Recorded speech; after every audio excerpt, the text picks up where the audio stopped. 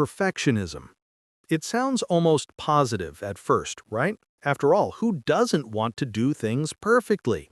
Who doesn't want to be the best, to give their maximum effort, to live up to the highest standards possible? In fact, if you ask most people in a job interview, they'll even proudly admit that their biggest weakness is being a perfectionist. It has become one of those socially acceptable flaws, something you can confess that still makes you look hardworking, ambitious, and dedicated. But here's the truth. Perfectionism is not the harmless quirk people think it is. It's a silent, growing problem in modern life. And more, it's leaving people feeling exhausted, unsatisfied, and like nothing they ever do is good enough. Today, I want to take you on a journey into the psychology of perfectionism. Why is it rising so rapidly in modern society? What exactly makes it so damaging? And most importantly, how can we break free from this never-ending chase for perfect that doesn't even exist? If you've ever felt like your best work wasn't good enough, or like your accomplishments always fall short, or that little voice in your head keeps whispering, "You should have done better," then this is for you. Let's start with the obvious question. Why is perfectionism on the rise? Researchers have found that over the past few decades, levels of perfectionism have skyrocketed, especially among younger generations. Back in the 80s and 90s, perfectionism was still there, but not nearly at the intensity we see today. So what changed? Well, modern life changed. Social media entered the scene. Competition in schools and workplaces increased. Economic pressures grew, and comparison became a daily habit. Suddenly, we're not just living our lives, we're performing them. And every performance has to be flawless. If it's not, we feel like failures. Social media is one of the biggest culprits. Think about it. Every time you open Instagram, TikTok, or YouTube, you're instantly flooded with images and videos of people living their best lives. Flawless skin, perfect vacations, dream jobs, spotless homes, and bodies sculpted like they came out of a magazine. What you don't see is the editing, the filters, the staged moments, and the countless times they retook that photo or video. You don't see the mess, the tears, the failures, the self-doubt. But your brain doesn't always remember that. It just sees perfect and tells you that you're falling short. And because we consume so much of this content day after day, it rewires our expectations. Average suddenly feels like failure. Good enough feels like a crime. And so the cycle of perfectionism grows stronger. But perfectionism isn't only about wanting things to look good. It goes deeper. At its core, perfectionism is often about fear. Fear of failure, fear of rejection, fear of not being loved or accepted. Many perfectionists grow up learning that love and approval are conditional. Maybe you were only praised when you got good grades. Maybe you only felt valued when you achieved something impressive. Over time, your brain learns that in order to be worthy, you must always perform at the highest level. Anything less feels like you don't matter. This is why perfectionism is so toxic. It ties your self-worth to your performance.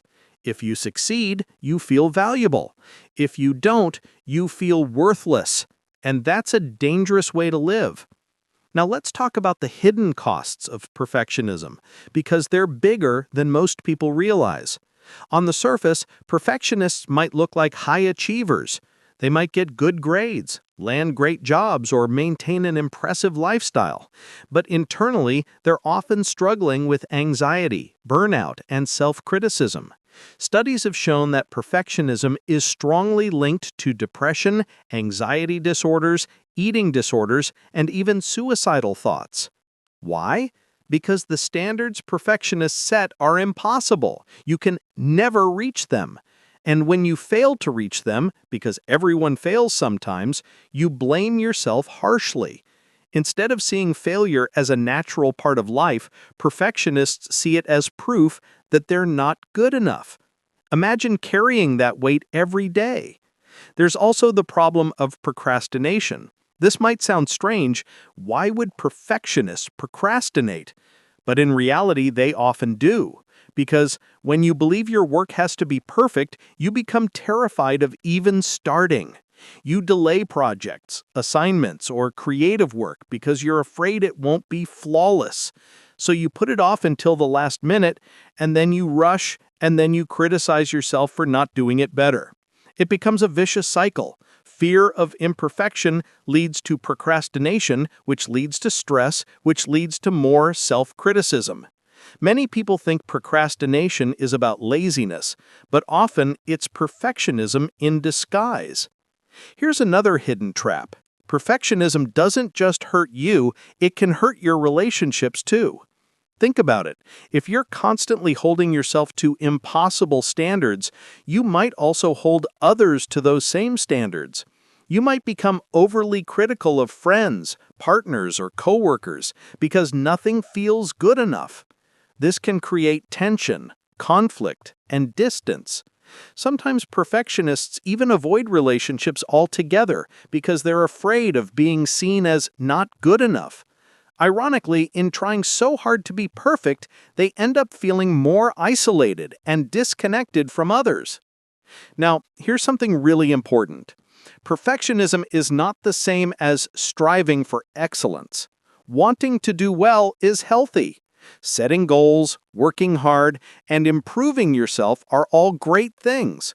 But perfectionism crosses the line into unhealthy territory when your self-worth depends on the outcome, when failure feels intolerable, and when no amount of success ever feels satisfying. Excellence says, I'll do my best and learn from the outcome.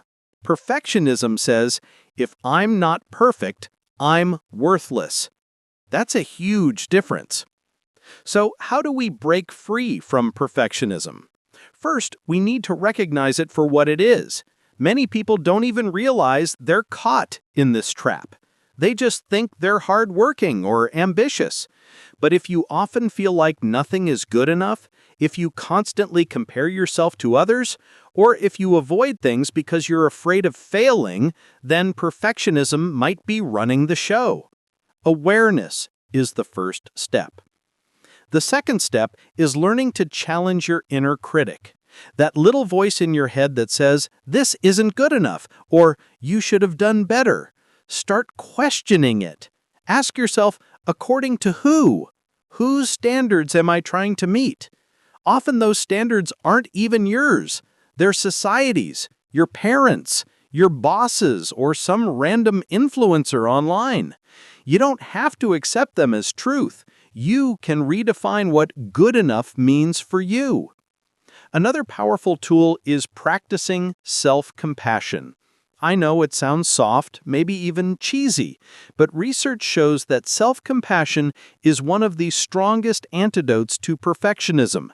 Instead of beating yourself up for mistakes, try treating yourself the way you'd treat a friend. If your best friend made a mistake, would you call them a failure? Would you tell them they're worthless? Of course not. You'd encourage them, remind them of their strengths, and help them move forward. So why not treat yourself the same way? Self-compassion doesn't mean lowering your standards. It means being kind to yourself while still striving for growth. It's also important to shift your focus from outcomes to processes. Perfectionists are obsessed with results, grades, promotions, likes, followers. But the truth is, most of life happens in the process, not the result.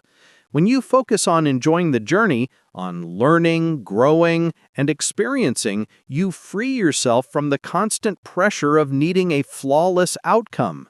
The journey becomes the reward, and suddenly you don't feel so crushed when things don't go perfectly. Here's something else to remember. Perfection is an illusion. It doesn't exist. What looks perfect on the outside usually isn't. Every successful person you admire has failed countless times. Every influencer who looks flawless online has insecurities and struggles behind the scenes. Every artist, athlete, or entrepreneur you look up to has made mistakes. Perfection is just a story we tell ourselves, a moving target we can never reach. Once you truly understand that, you can let go of the chase. Breaking free from perfectionism is not about giving up or lowering your standards. It's about finding balance. It's about striving for excellence without sacrificing your mental health. It's about valuing yourself for who you are, not just for what you achieve. It's about recognizing that being human means being imperfect. And that's not just okay, it's beautiful. Our flaws, our mistakes, our stumbles, they're what make us real, relatable, and connected to each other. So if you're struggling with perfectionism right now, I want you to know this. You are not alone. Millions of people are fighting the same battle, and there is a way forward. Start by noticing when that perfectionist voice takes over. Start by challenging it. Start by showing yourself the kindness you deserve. Progress, not perfection. That's what truly matters. Because at the end of the day, nobody will remember you for being perfect. They'll remember you for being real, for being kind, for being human. And maybe that's the biggest lesson of all. Life doesn't need to be perfect to be meaningful.